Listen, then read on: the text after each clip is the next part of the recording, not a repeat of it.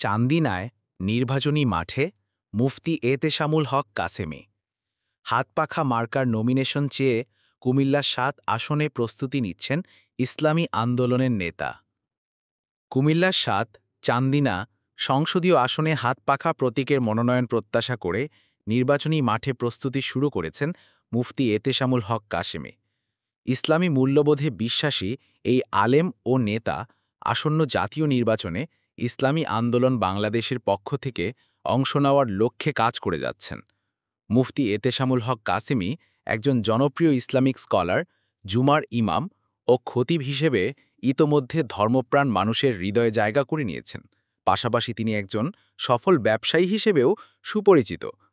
নরসিংদীর মাধবদীতে তার পরিচালিত দ্য গ্রে কাপড়ের ব্যবসা সৎ পথ ও নীতিনিষ্ঠতায় পরিচালিত হওয়ার কারণে ব্যাপক প্রশংসা কুড়িয়েছে। তার পারিবারিক পরিচয়ও অত্যন্ত গৌরবময়। তিনি উজানির প্রখ্যাত বুজুর্গ হজরত মরহুম কারি ইব্রাহিম রাহমাতুল্লাহ আলাই সাহেবের নাতি এবং বিশিষ্ট আলেম হাফেজ কারি মোহাম্মদ হুসেন আহমেদ সাহেবের যোগ্য সন্তান।